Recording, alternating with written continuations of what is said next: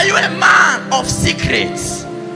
That's why we pray in tongues. Because when we pray in tongues, we are speaking things that men don't understand. Demons don't understand. Satan does not understand. So, Satan could only come on the 40th day of the fasting of Jesus. Because for the whole 40 days, he will not understand what Jesus is saying. Jesus is praying in tongues. So the Bible says, after he has fasted for 40 days and 40 nights, that's when Satan comes. Some of you, Satan comes at the beginning of your prayer to be hearing everything you are saying. Because you are saying, thank you, Jesus, for you are good and you are kind. That's wonderful. There is nothing wrong with that. I pray in English. I don't just pray in tongues. I pray in English. But when you are praying in English from the beginning to the end of your prayer, all your prayer requests are recorded. Father, show me the secret to my destiny. And when you enter, some of you, the reason why they don't locate you in church to prophesy to you is because you are fragile in the spirit. If they expose you, witches will see you. God actually loves you.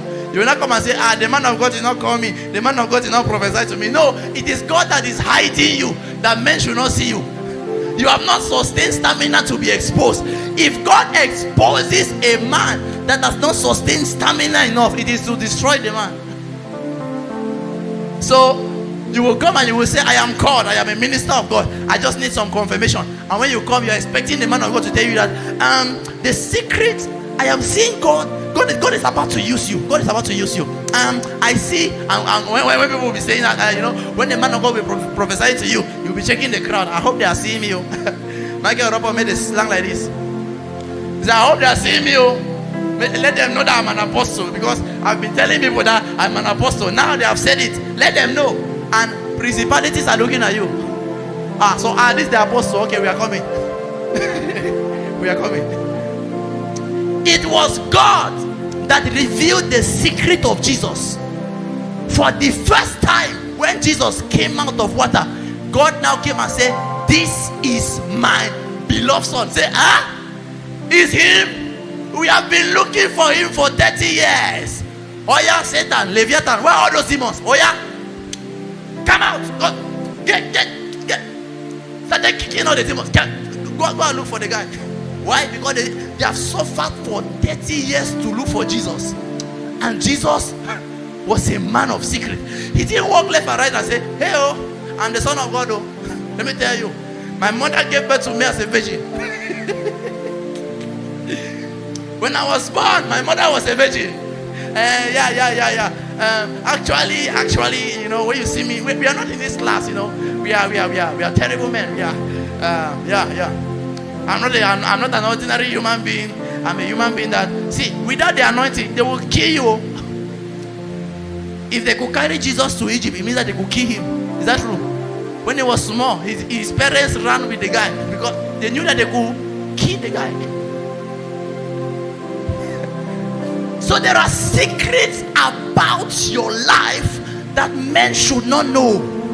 So while you are praying and you are about to get to such secret, you begin to switch into tongues. There are secret testimonies that you can have, and you can't just pray them like this. Father, I pray for the 20 million that they are about to send from Abuja. I pray that, Lord, you will secure it. They will send you 20K. Okay. Where's that demon? Demon this in location this. Please, they are about to send 20 million from Abuja. Go to MTN and block the network. Block his line. He will never receive the money. Thank you. The agency where they will send the money, you will struggle to have it, and you will lose another 40,000 to withdraw the 20,000. And you call it Father, thank you for these 10 millions that I have just received. You received 10 million. Okay. Very soon your wife has fibroids and you have to carry her to the hospital.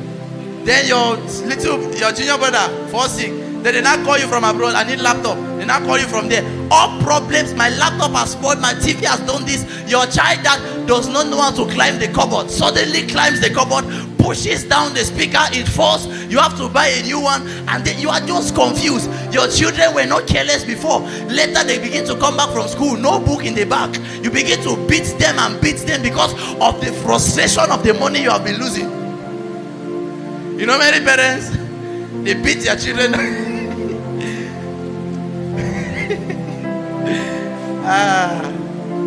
It is well. So there are secrets to your destiny. Secrets. But you cannot know them if you don't pray in the spirit. 1 Corinthians 14 verse 2. They that pray in spirit, they pray mysteries. They speak mysteries. He says, likewise, the spirit helpeth our infirmities, in that we do not know what to pray for as we ought. It means that there are some prayer points that the Holy Ghost himself has hidden it from you. The prayers you should pray are hidden. So he now says, the spirit maketh intercession within us through groanings that cannot be uttered.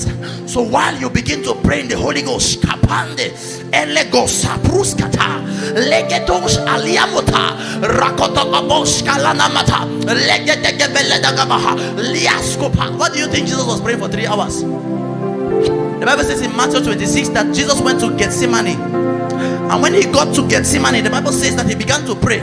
Look at the prayer point. Father, if it be your will, let this cup be taken away. Nevertheless, not my will, but your will. That was the prayer point. And he prayed that prayer for 1 hour. What was he saying? Later on, he came and met the disciples. He said, couldn't you watch with me for at least 1 hour? They stood up. And he went back to prayer. And the Bible says he prayed that same prayer again. So you think he was saying, not my will, but your will. Not my will, but your will. Not my will. Father, if it is your will. For 3 hours. No. There was a moment he began to groan.